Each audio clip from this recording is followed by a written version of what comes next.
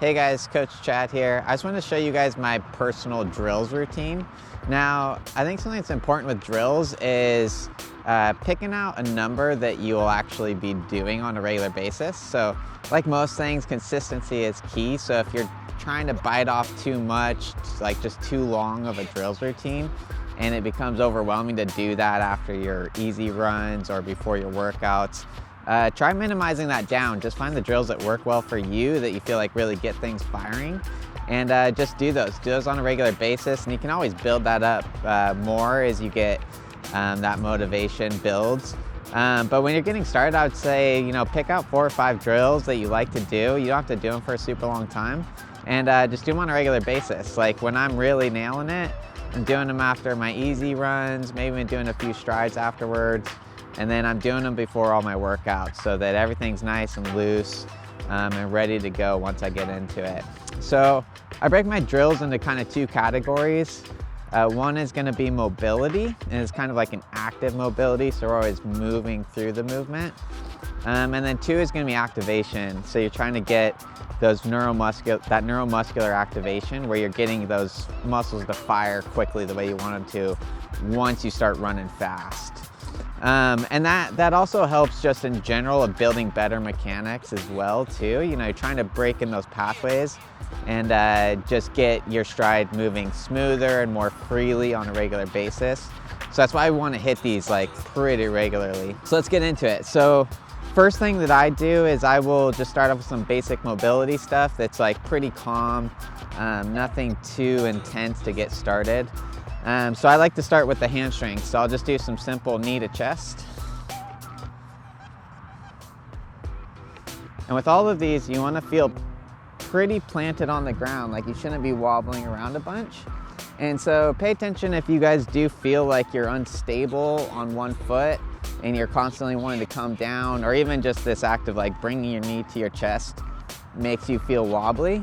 You might want to work in some stabilization stuff that'll strengthen all those like small stabilizing muscles.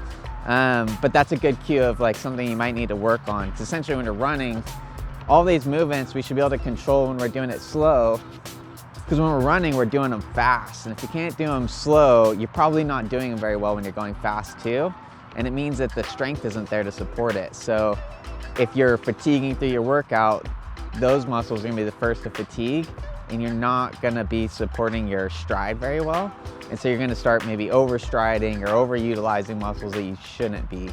That's where like this also helps with injury prevention. So first just knee to chest, and then I'll do the back end of that, which is just a simple quad stretch. Same thing, so you wanna just kick that foot straight back and grab it. We don't wanna be pulling it up like this and pulling it around, just straight back. Don't hold it for very long. You can hold it for a second or 2. I really just think about grabbing it and then pulling back and then straight up to the next one. And I'll go back and forth on these. And with all of these drills, what I want you guys to think about is good running form throughout. So all the same cues that you use when you're running, that like tall chest, that slight forward lean, hips forward. All those things you want to be thinking about it, because what we're trying to do is isolate these different parts of the running movement and do them the best possible that we can, right? So we're trying to maybe even accentuate it a little bit over the top so that it all just becomes second nature when you're running. So after I do that one, I will typically move into a lateral movement, which is going to be like a little side skip with a little stretch in the adductors. And on these ones, you might get like a little pop, and don't worry, that's totally fine, nothing wrong there. This is a good one, just start to work in a little bit of lateral movement. Might feel a little awkward getting started, but this is what this looks like.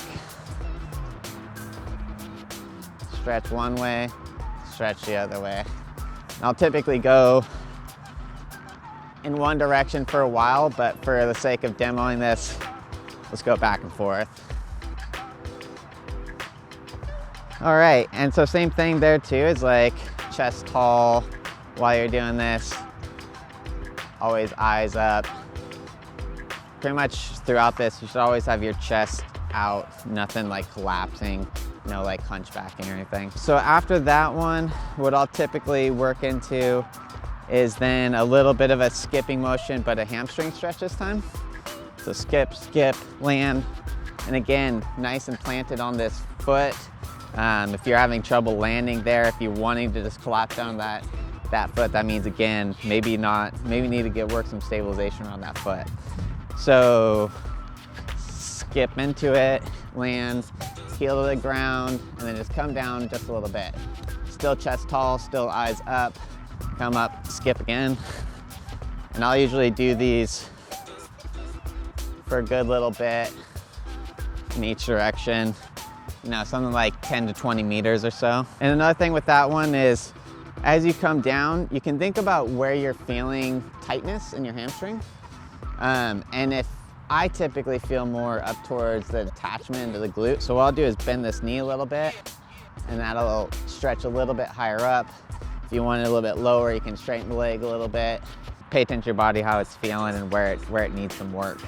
And these ones in particular are great. These are based around opening up the hip flexor. These are great ones for triathletes, but we all sit, you know, to certain extents. And if your job requires you to sit a lot, you know, you're spending a lot of time here shortening these hip flexors. And so if you spend a lot of time sitting, think about introducing some stuff to counteract that. So if that's strength stuff, you might be doing some pulling motions, doing some strengthening around like your glute, hamstring, lower back. But in terms of mobility, I like to do these with these active drills where I'm starting to loosen up my hip flexors so I can get a little bit more extension here. Because if you're losing mobility here, it means you're gonna rotate your hips out to get that extension. Because essentially if you're trying to run fast, you either gotta get that through stride length or your cadence. And most people, the lazy way is to start overstriding. It's really hard to keep your cadence high when you're getting super tired. So I wanna avoid that rotation of the hips, because then that's causing all sorts of other rotations, and we just really don't want that. So these ones super important, and this progression has kind of 3 steps to it.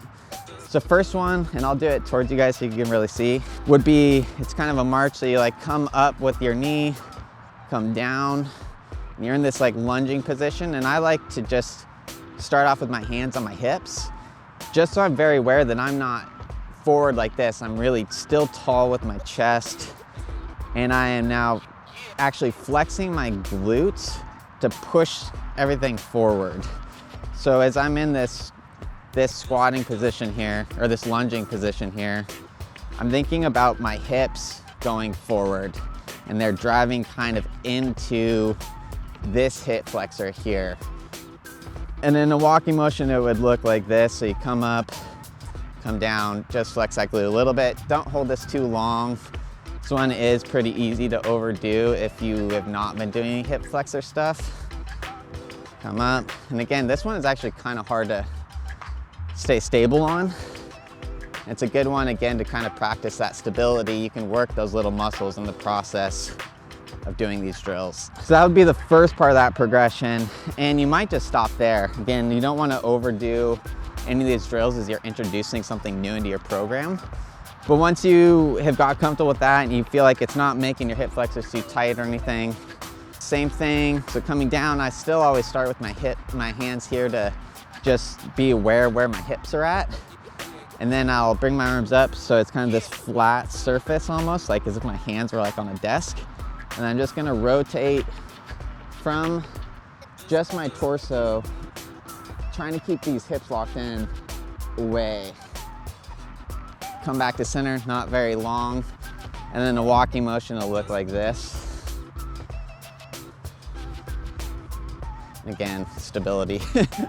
Hands up, rotate away, come back, back to center, switch sides, hands up, rotate away. Again, see, even I need some stability work here. And so that would be the next part. Next part of this progression is just taking a little bit further. So same exact motion here. We're kind of lunging into it. And then instead of going hands here, what we're gonna do is, I like to keep this hand on this hip to make sure it's not moving around on me. Arm on the hip flexor that you're stretching goes up and then just over. Again, trying to keep these hips locked in and just doing it from the torso. So you should feel a stretch right in your hip flexor. And so I'll show you guys the walking version of that.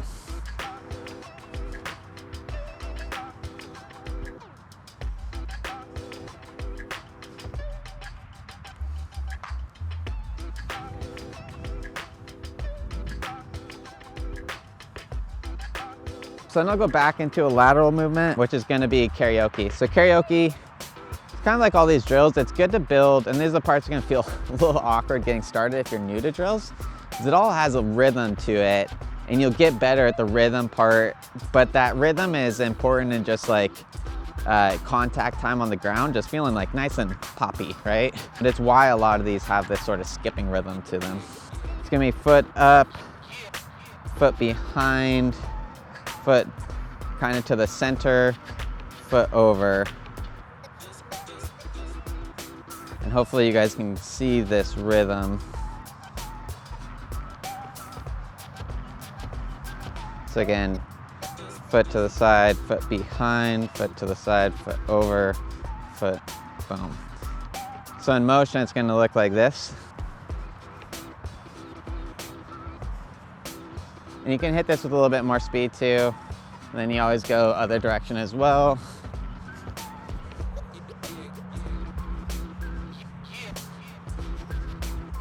And then the progression of the karaoke is to add a little pop into it. So essentially we're trying to get a little bit more of that like knee drive.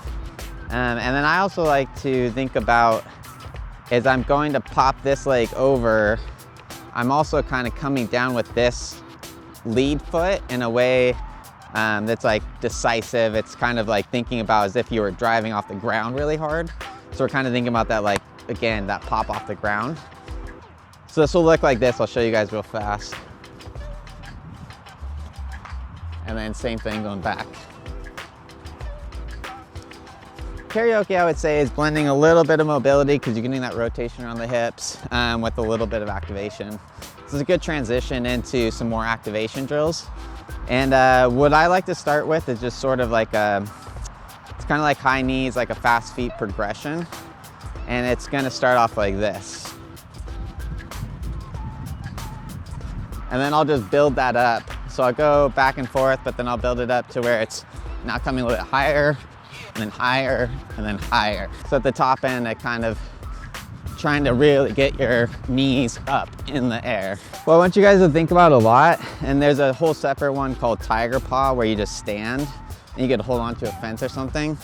But essentially it's like from this motion here, where your knee is driven up, and this is like such a crucial motion within running, is what happens, how fast can you get, boom, down to the ground.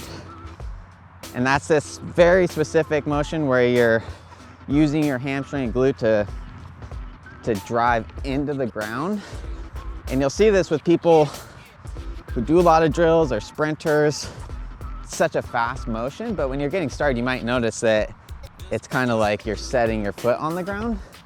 And so if you find yourself feeling like you're not actually pawing the ground very hard, that means you need to do a lot of drills because you need to get those neuromuscular pathways broken in so that it's just a real fast motion. And that can happen. That's why we like to couple drills and strides together. Strides also help with that. You got to work that top end. And so that's why it's like, if you're running a marathon, you still need to work on the top end so that you can build better running mechanics in general. And then so from there, we can then go into some more skipping stuff. So A skip and B skip. So A skip is gonna look like this.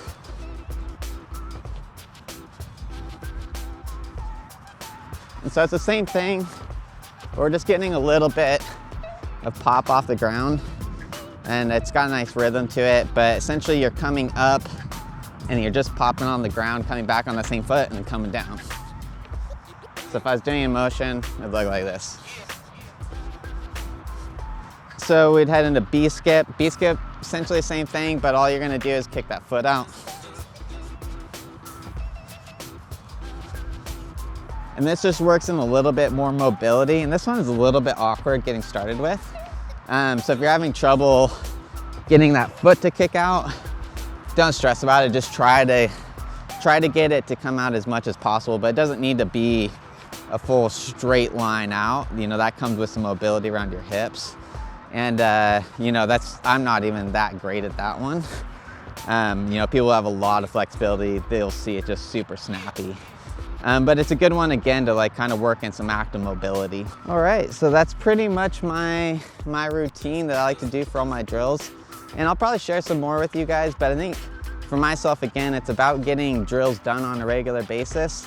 So these are just the drills that I find work for me, that I can do before my workouts, after easy runs. They just take care of all those little bits that I know for me personally I need to take care of for my body to be functioning right, maximizing my workouts, you know, always continuing to make progress on getting that running economy looking better. So give these a try. You know, you might find that some work for you, some don't. And again, it's about you and your body and what works best for you. So find those drills that work well for you, that get your legs feeling good, and then just do them on a regular basis is really the key.